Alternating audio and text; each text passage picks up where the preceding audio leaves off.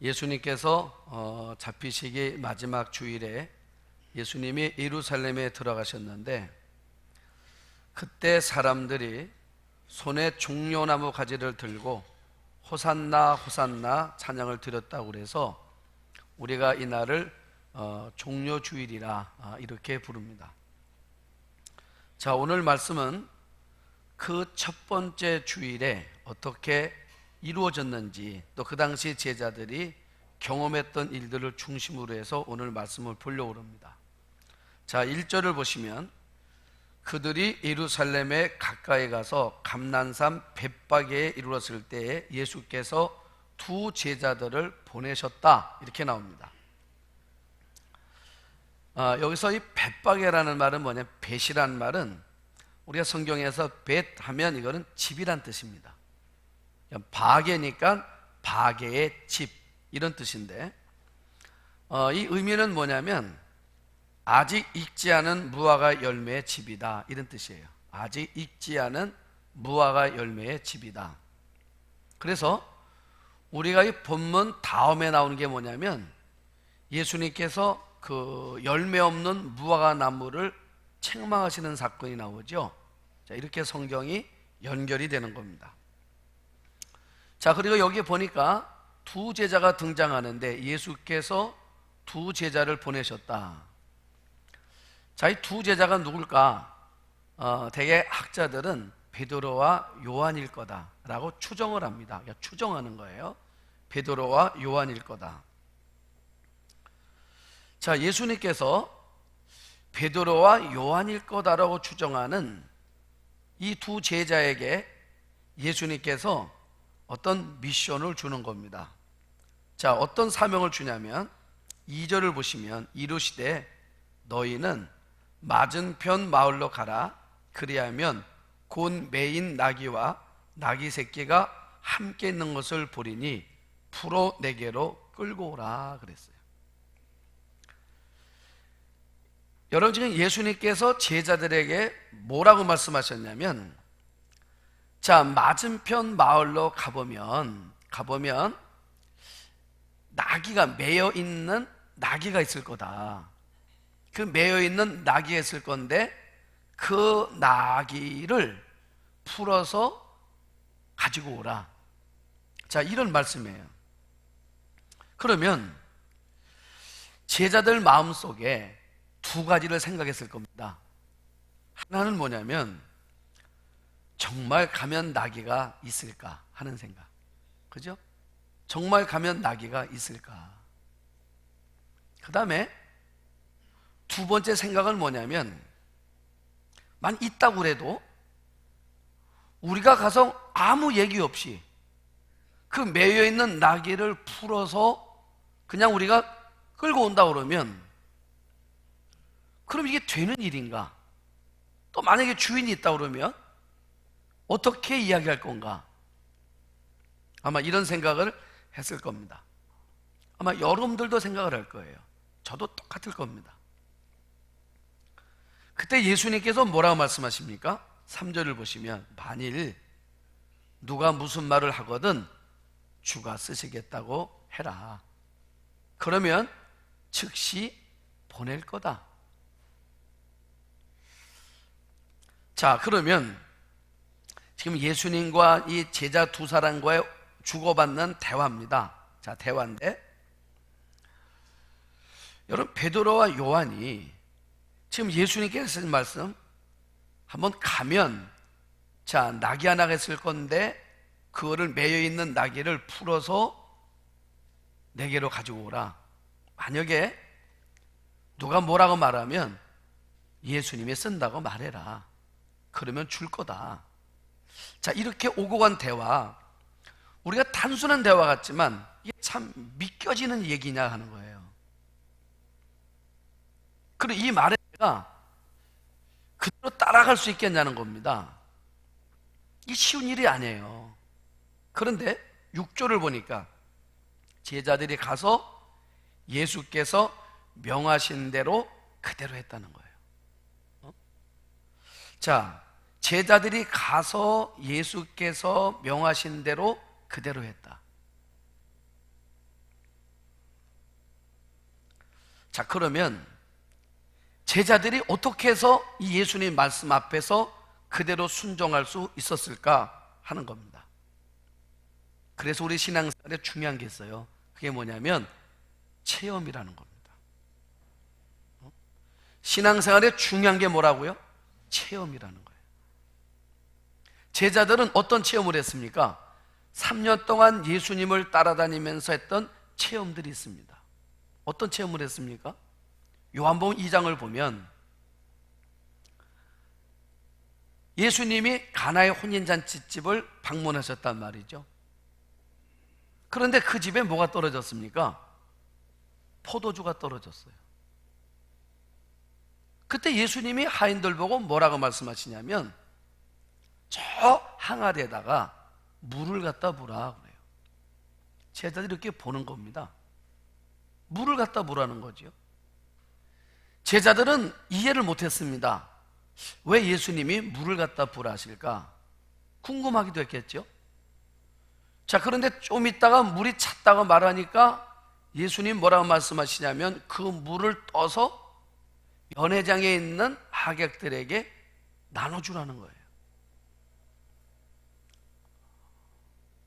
근데 사람들이 분명히 제자들이 봤을 때는 물이었습니다. 또 예수님도 물을 갖다 부으라고 말씀하셨고, 그런데 하객들이 분명히 물이었는데 하객들은 뭐라고 말하냐면 포도주라고 말한다는 거죠. 이런 신기한 체험을 제자들이 보았습니다. 이건 간접 경험이죠. 제자들이 직접 경험한 것도 있습니다. 무엇이었습니까? 벳세다 들판에서 보리떡 5개, 물고기 2마리를 가지고 자기들이 직접 나눠줘 봤어요. 내 손으로 나눠줘 보았는데 나눠줘도 여전히 있고 나눠줘도 여전히 있는 것을 제자들이 스스로들이 경험을 했습니다. 이런 체험이 있었어요. 그러니까 제자들이 보리떡 5개, 물고기 2마리를 가지고 오부영유를 만든 건 아닙니다. 제자들이 물이 포도주가 되게 한 건 아니었습니다. 그런데 제자들이 한 게 있었습니다. 뭐냐면 예수님 말씀에 순종했던 거였어요. 내가 순종을 한 거예요. 우리가 순종할 때 예수님의 역사와 기적을 만들어 내시더라는 거죠. 그렇다 그러면 지금도 제자들 마음속에 글쎄 가면 나귀가 있을는지 없는지, 또 그 메이는 나귀를 우리가 풀어오랬을 때 어떻게 반응하는지 우리는 알 수 없는데 주님이 말씀하셨으니까, 주님이 있다고 말씀하셨으니까 있는 거고, 아멘. 주님이 있다고 말씀하시면 있는 거예요. 메이 있는 나귀를 내가 풀을 때에 어떤 사람이 물어보면 주님이 쓰시겠다고 말하면 된다. 주님이 말씀하셨으니까 물어보면 그렇게 대답하면 된다고 믿는 거예요. 이게 신앙입니다. 제자들은 이 체험을 한 거예요. 이 체험을 했기 때문에 어떤 경우에도 제자들은 주님의 말씀이 생각나기만 하면 그 말씀을 잊지만 않으면 순종할 수 있는 거예요. 그래서 그대로 하는 겁니다. 저는 여러분들 신앙생활 속에서 체험이 있기를 축복합니다. 체험이 있어야 돼요. 내가 하나님 앞에 예배자로 살았을 때 하나님이 우리 인생 가운데 어떻게 행하셨는지, 내가 그 말씀을 붙들었을 때 그 말씀이 우리 인생 가운데, 내 삶 가운데 어떤 자유와 어떤 평강과 어떤 기적과 어떤 응답을 주었는지에 대한 말씀에 대한 체험을 갖고 있어야 된다는 거예요. 그래야 말씀을 붙드는 거예요. 자, 그런데 지금 1절, 2절, 3절에서 예수님이 제자들과 나눈 대화, 이 이야기들이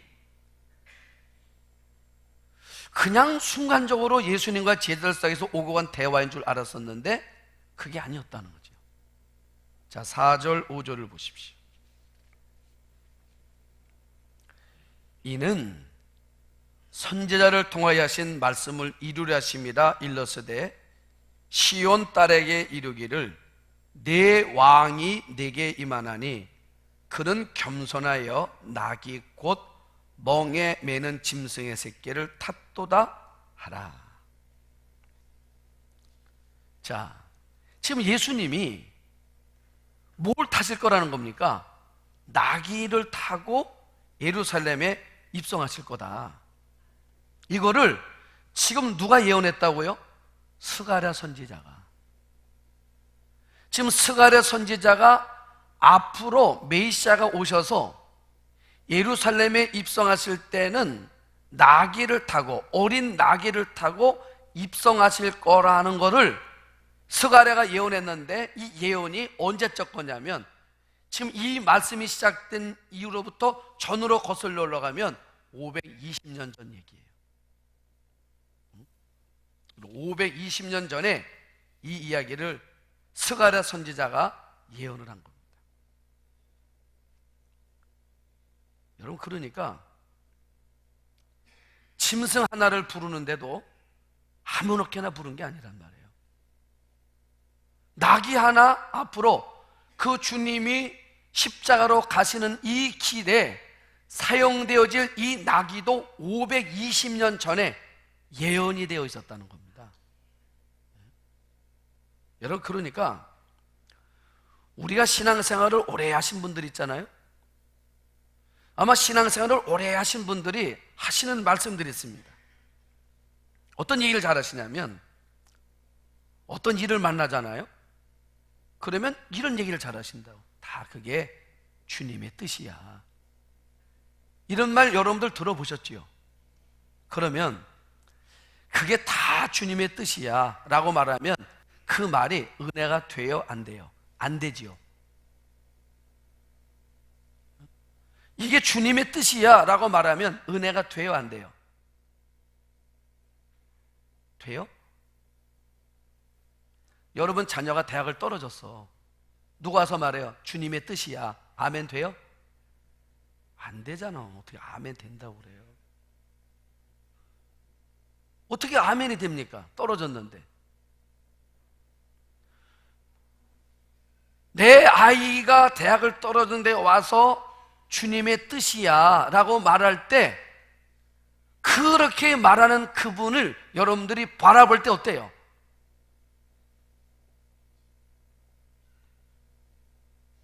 시험 들지요. 그렇지요? 여러분들이 병환이 걸려가지고 아파서 거의 몸이 어떻게 간울 쏠 정도가 돼가지고 병원에 입원했습니다. 가서 붙들고 뭐란 말이에요? 다 주님의 뜻이야. 이러면 그분 뭐라 말합니까? 아멘 이래요? 그 말 안 나오지요. 어떻게 보면 참 무책임한 소리 같아. 그런데 지나고 나니까, 여러분 지나고 나니까 하나님의 간섭 없이 되어진 발자국 하나도 없더라는 거예요. 여러분, 우리가 지나고 보니까요, 단 하나도 하나님의 간섭하지 않은 만남, 하나님의 간섭이 없는 슬픔, 하나님의 간섭이 없는 고통이 지나고 나고 보니까 없더라는 거예요. 여러분, 그래서 우리가 부정하면서도 말할 수밖에 없는 게 뭐냐면 하나님의 뜻이란 말을 말할 수밖에 없는 거예요. 지나고 나면 알아. 아, 이런 뜻이 있었구나. 여러분, 실패를 했을 때 그 실패한 분 앞에 가서 하나님의 뜻입니다 라고 말하기가 정말 어려운 일인데, 그런데 세월이 지나고 나고 보니까 아, 맞아, 하나님의 뜻이었어 라는 거를 우리가 알게 되더라는 거죠. 여러분, 그래서 헤르만 바빙크라는 유명한 신학자가 있습니다. 그가 가지고 있는 신학 사상이 뭐냐면 하나님의 주권 사상이야. 하나님의 주권 사상. 이분이 할 말은 뭐냐면 우리 삶에는 반드시 모든 일들이 하나님의 절대 주권 속에 있다는 겁니다. 하나님의 주권 속에 있다는 겁니다. 여러분, 우리가 살아가면서 우리가 정말 억울한 일을 당할 때가 참 많아요. 그러면 우리가 억울한 일을 우리가 다 풀어보려고 하는데, 우리가 아무리 우리가 억울한 일을 풀어보려고 힘을 쓰고 애쓴다고 그래도 그 일들이 풀립니까? 안 풀립니까? 안 풀려요. 그게 세상살이입니다. 세상살은 그걸 못 풀어요. 여러분들이 그거를 풀려다 보면 여러분들 다 병 걸려요. 여러분, 그런데 하나님의 절대 주권에 대한 믿음을 갖기 시작하면은, 그러면 우리가 억울하고 속상한 일을 만나도 그 일 앞에서 우리가 용서와 자유를 갖게 되더라는 겁니다. 누굴 보니까? 요셉을 보니까. 여러분, 요셉에게 뭐라 말합니까? 아버지가 죽고 났을 때 형들이 이 요셉 앞에서 자신들의 지나온 과오 때문에 벌벌 떨고 있죠. 그때 요셉이 뭐라 말합니까? 형들은 나를 팔았으나 염려하지 마소서. 형님들이 나를 판 것이 아니라 하나님이 나를 앞서 보내신 겁니다. 여러분, 하나님의 절대 주권을 믿고 있는 사람들은 형들이 나를 판 것 같지만, 하나님의 절대 주권을 믿는 사람들은 판 거로 보는 것이 아니라 하나님이 보내신 거로 보도라는 거예요. 그러니까 뭐가 됩니까? 용서가 되는 거예요. 하나님이 보냈다고 믿으니까. 여러분, 얼마나 해석이 다릅니까? 그러니까 지금 이 스가랴 선지자를 통해서 우리에게 보여주는 교훈이 뭐냐면, 520년 전에 예언된 내용들이 오늘 와서 보니까 이게 왜 이야기인가를 몰랐는데 보니까 그 속에 하나님의 계획하심이 그 속에 담겨져 있다는 것을 알게 되는 거예요. 그래서 은혜가 되는 거예요. 그 다음에 이 신학자가 두 번째 하는 말이 뭐냐면, 하나님은 세밀한 것도 주장하시고 간섭하신다는 겁니다. 여러분 보세요. 이 낙이 얼마나 하찮은 겁니까? 그냥 무심히 흘려버릴 수 있는 낙이마저도 하나님은 주장하고 있고 하나님은 간섭하고 계시다는 거예요. 하나님은요, 작은 것 하나도 속속들이 하나님의 관심사라는 거야.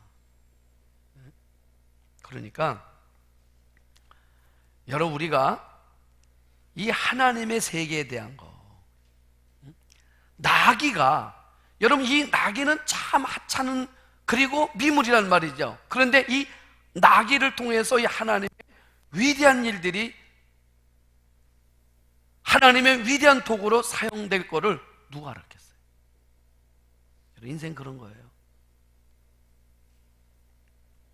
제가 어느 목사님이 나보고 그런 얘기를 해요. 참 인생은 잘 모른대. 잘 나갔던 사람들 오늘 보니까 또 그렇지 않고, 또 전혀 몰랐던 사람들이 오늘 보니까 드러나고. 그러면서 뭘 얘기하냐면, 자기가 사관학교를 다닐 때 자기가 가장 선두 그룹에 있었대. 그리고 자기는 소령을 29살에 달았대. 29에 달았대, 소령을. 그러니까 진급대 특징까지 해가지고, 그래서 29에 소령을 달아서 자기가 가장 주목받는 자기 동기들 가운데는 선두 그룹에 있었대요. 자기는 정말 잘 나갔대. 남들도 그랬대요. 사관학교 동기들이 앞으로 별 달면 네가 제일 먼저 달을 거라고. 그렇게 주목을 받았는데 생각지 않는 12.12 사태가 터지면서 자기가 섰던 그 사령관이 체포가 되면서 자기 인생도 같이 그냥 곤두박질 쳤다는 거예요. 그게 끝났다는 겁니다, 자기는. 그런데 사관학교 모임을 갔는데, 동기들 모이다 갔는데 군단장이 하나 있는데, 그런데 자기가 전혀 몰랐던 사람이 군단장으로 앉아있더래. 여러분, 군단장이 되니까요 때깔도 틀리더래. 자기가 보니까 완전 딴 사람이 앉아있는 거야. 그래서 자기는 아무리 사관학교 시절을 추억해봐도 그 친구 얼굴이 기억이 안 나는 거야. 전혀 주목받지 못했던 그 친구가 가장 먼저 진급하고, 그리고 그가 지금은 군단장으로 앉아있더래. 인생 그런 거야. 여러분, 무심코 흘려버릴 수 있는 나귀 새끼도 하나님의 구원 사역 속에 담겨져 있다는 거지요. 우리 인생이 그런 거야. 여러분, 그러니까 여러분, 우리가 낙이 하나도 그 속에 하나님의 뜻이 있다. 우리 인생, 여러분, 우리가 가고 오고 만나고 헤어지고 하는 이 모든 일들 속에는 하나님의 뜻이 있다라고 믿는 믿음을 갖고 살아가면 우리 삶이 훨씬 자유로울 거예요. 아멘. 네? 자, 그래서 이 베드로와 요한이 내가 예전에 경험했던 하나님의 말씀을 붙들고 지금 현재로 가지고 오는 겁니다. 여러분들 반드시 다시 말씀드리는데, 반드시 신앙은 체험이 있어야 돼요. 내가 주님을 통해서 받았던 체험, 내가 믿음으로 헌신했을 때 주님 내 인생 가운데 역사하셨던 그 분명한 간증거리를 가지고 있어야 되는 거예요. 그래야 오늘을 이길 수가 있어요. 아멘. 그래서 부부도 추억이 있어야 돼. 또 성도도 추억이 있어야 돼. 마찬가지로 하나님과 관계도 추억이 있어야 돼. 이게 없으면 안 돼요. 그런데 이 제자들이 가보니까 정말 있는 거죠. 그래서 나귀를 끌고 오는 겁니다. 자, 끌고 오는데 7절을 보세요. 나귀와 나귀 새끼를 끌고 와서 자기들의 겉옷을 그 위에 얹음에 예수께서 그 위에 타시니 그랬어요. 자, 여러분, 지금 제자들이요, 뭘 벗었다고 그래요? 겉옷을 벗었어요. 저 왜 그렇습니까?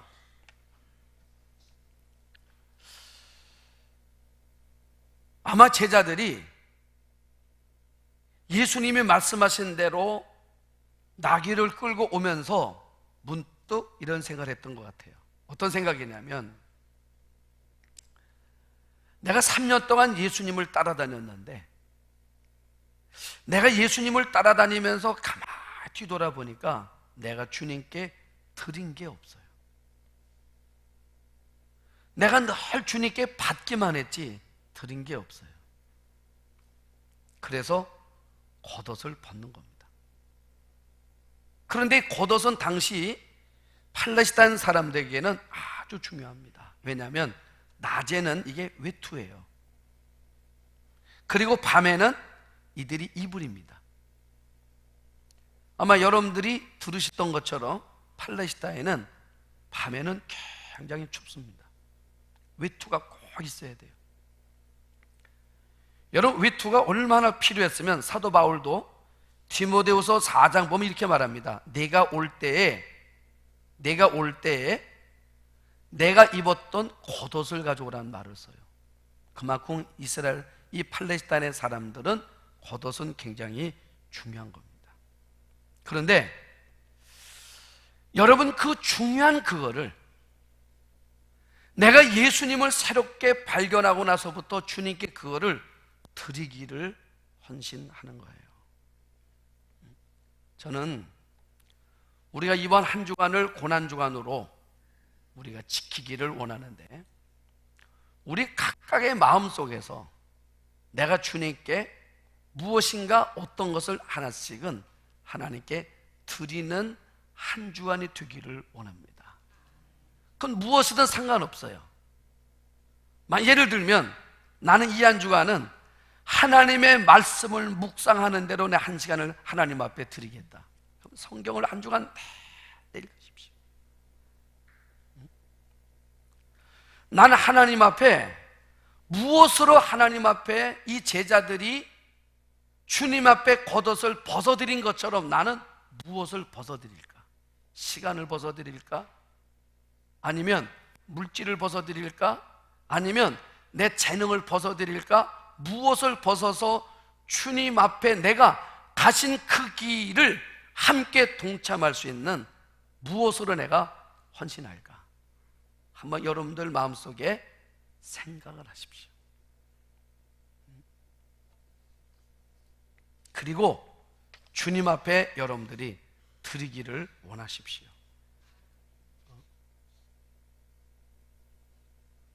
예전에는 그런 걸 많이 했어요. 금식을 하는데 몇 년 전만 해도 그 아이들한테 뭘 많이 했냐면 미디어 금식. 그래서 여러분 미디어 금식이 뭐냐가 하니까 좋아하는 텔레비전 안 보기 이거예요. 여러분 텔레비전을 좋아하는 드라마를 좋아하는 분들이 드라마를 안 보는 거 쉬워요? 어려워요? 어려워요. 그러니까 그거를 내가 한번 헌신해 보자. 또 새벽 제단을 쌓는 거를 참 어려워하는 분들이 있습니다. 마음은 원인데 육신이 안 되는 거예요. 체력이 딸려서. 그런데 내가 이번 한 주간만큼은 내가 육신의 한계를 뛰어넘어서 내가 한 주간 하나님 앞에 이 체력은 약하지만 내가 그 육신의 시간을 하나님 앞에 드리는 헌신을 하자. 이 얘기는 아멘 해야 돼요. 왜? 우리가 해야 되니까. 하나님 앞에 헌신하자. 그리고 나와서 우리가 하나님 앞에 시간을 들여가는 거예요. 그런데 여러분 놀라운 일은 뭐냐면 내가 하나님 앞에 헌신하잖아요. 그러면 하나님께 영광이 되고자고 했는데 영광을 보니까 하나님이 받으시는 것이 아니라 내가 받더라고. 왜요? 나귀가 예수님을 태웠습니다. 그리고 예수님을 모시고 예루살렘으로 나귀가 입성해 가는 거예요. 그런데 사람들이 뭐라고 외치냐면 호산나, 호산나, 호산나 외치는 거예요. 사람들이 막 종려나무가지를 막 바닥에 까는 겁니다. 겉옷을 막 깔아요. 그런데 주님을 위해서 깔았는데 실상은 그 위를 누가 가고 있습니까? 나귀가 가고 있더라는 거죠. 나귀가 가고 있더라는 거죠. 그래서 우리가 늘 울어도 눈물로써 갚을 수 없다는 말을 고백하는 이유가 거기 있는 거예요. 왜냐하면 주님을 위해 했다고 했는데, 주님 받으시라고 했는데, 영광 주님 받으시라고 했는데 주님은 그 영광을 내게 주시더라는 거예요. 그게 하나님의 은혜라는 거죠. 여러분, 주님 우리에게 요구하는 모든 것들은 지나고 보니까 주님을 위한 게 아니었어요. 다 나를 위한 거였어요. 어떤 헌신을 요구해도 그 헌신은 주님을 위한 것이 아니라 지나고 보니까 나를 위한 거였어요. 다 나를 위한 거였어요. 그게 예수님의 사랑이더라는 것입니다. 그래서 우리는 이 한 주간 외치고 싶은 겁니다. 호산나, 호산나. 그런데 여러분, 우리가 호산나고 외쳤지만 결국 그 소리도 다 나를 위한 거였어요. 뜻이 뭡니까? 지금 우리를 구원하소서. 결국은 나를 위한 거였어요. 그건 마저도 주님은 나를 위한 건 마저도 그것이 주님을 위한 것이라고 생각을 하셨어요. 그 사랑이 있는 겁니다. 그 은혜가 있는 거예요. 그분이 우리의 주인 되시고 주님이시란 말입니다. 여러분, 이런 이야기로 마치려고 그래요. 아프리카에서는 신랑이 신부를 데려오려면 지참금이 황소가 한 마리랍니다. 한 부족 이야기인데, 신랑이 신부를 데려오려면 황소 한 마리를 줘야 신부를 데려올 수가 있습니다. 그런데 추장은 신부를 데려올 때는 황소를 4마리를 줘야 데려온대요. 추장은. 그러니까 이유가 뭐냐면, 여러분, 그 부족에서 추장이 신부감을 구한다면 그 부족에서는 어떤 여성이겠습니까? 제일 이쁘겠죠. 그렇죠? 그래서 제일 이쁘기 때문에 4마리를 줘야 데려오는 거예요. 그런데 앞으로 추장이 될 추장 아들이 동네 처녀와 연애가 됐습니다. 사랑에 빠졌어요. 그런데 이 추장 아들이 사랑하는 여자는 나이도 많은 노처녀에다가 그 부족에서 얼굴이 가장 이쁘지 않은 여자를 사랑하는 거예요. 그러니까 부모가 어떻게 했습니까? 난리가 났죠. 그런데 이 아들의 막무가내 자기는 이 여자밖에 없다 그래서 결혼을 하게 되는데, 이 이쁘지도 않고 나이도 많은 처녀를 데려오는데 황소를 몇 마리를 가지고 갔냐면, 추장이 할 때는 4마리인데 이 아들은 8마리를 가지고 간 거예요. 그랬더니 부모가 더 뒤집어졌어요. 그런데 신부가 보니까 말이에요, 황소를 8마리를 가지고 우리 집으로 오는 거야, 이 신랑이. 신부가 너무너무 감동을 했어요. 그리고 뭐라고 말하냐면, 나를 그냥 데려가도 되는데, 황소 한 마리도 필요 없이 나는 그냥 데려만 가도 되는데, 그랬더니 이 신랑이 뭐라 말하냐면, 내가 황소가 80마리가 있었다면 80마리도 죽어도 내가 당신을 데려왔을 거라고. 여러분, 그 말 듣고 나니까 그 신부 끝난 거야. 그죠? 뭘 말하겠어요? 여러분, 예수님이 나 하나 때문에 오셨대요. 왜 오셨냐고 그랬더니 나 하나 때문에 왔대요. 뭐 하려고요? 나 하나 구원하려고 오셨대요. 왜 십자가 지냐고 그랬더니 나 하나 때문에 오셨대요.